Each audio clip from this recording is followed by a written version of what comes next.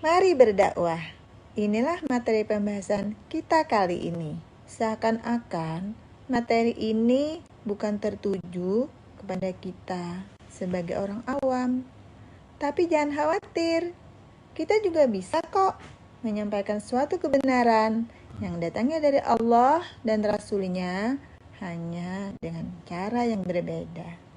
Yuk kita bahas ayat yang mengajarkan kepada kita agar kita juga ikut andil dalam menyampaikan suatu kebenaran. Dan tentunya sebenarnya apa yang akan kita sampaikan nanti itu adalah nasihat untuk diri kita juga. Bunyi surah yang mengajarkan agar kita berpartisipasi untuk menyampaikan kebenaran yang datangnya dari Allah dan Rasul-Nya adalah Quran Surah An-Nahl ayat 125. Mari dengarkan dengan baik bunyi ayat tersebut. A'udzu billahi minasyaitonir rajim. Bismillahirrahmanirrahim. Ud'u ila sabili rabbika bil hikmati wal mau'izatil hasanah. Wajadilhum billati hiya ahsan. Inna rabbaka huwa a'lamu biman dhalla an sabilihi wa huwa a'lamu bil muhtadin. Sekarang perhatikan terjemahnya pada buku ajar masing-masing. Oke, bagaimana? Jelaskan.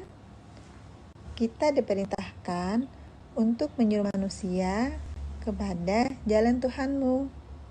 Maksudnya, apa yang kita sampaikan benar-benar dari Allah, bukan dengan kehendak kita tanpa dasar. Ayat ini memberi pelajaran bagaimana cara menyampaikan kebenaran tersebut dengan berbagai strategi. Yang pertama, dengan bil hikmah.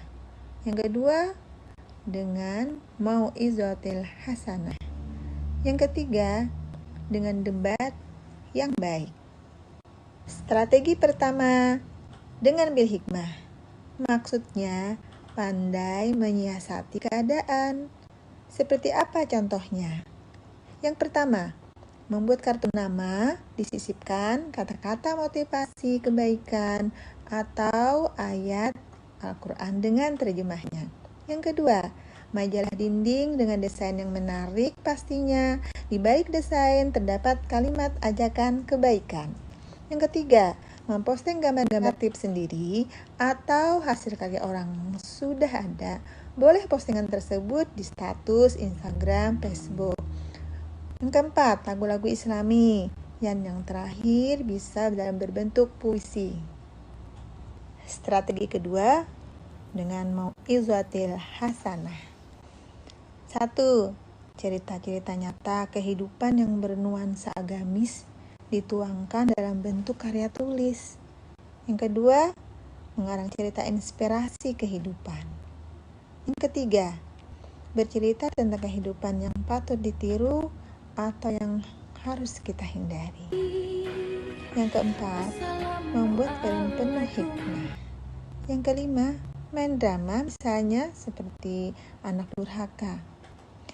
Strategi ketiga adalah debat dengan cara yang baik. Contohnya seperti ulama kondang kita dari India, seperti Zakir Naik. Dari contoh ketiga strategi itu sangat cocok bagi kita sebagai orang awam yang ingin ikut berpartisipasi mengajak kebenaran. Ngomong-ngomong, mungkin tanpa terasa kita sudah berdakwah tanpa sadar. Biasanya kita suka memposting gambar ulama yang disisipi ajakan kebaikan. Iya kan? Alhamdulillah.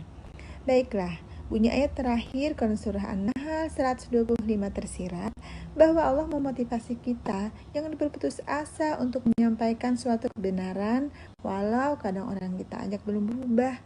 Serahkan semua kepada Allah. Karena hanya Allah yang lebih tahu siapa yang tersesat dan orang yang mendapat petunjuk. Tetap semangat mengajak untuk kebaikan. Akhirul kalam, semoga kita termasuk orang beriman dan bertakwa. Bermanfaat bagi semua. Amin.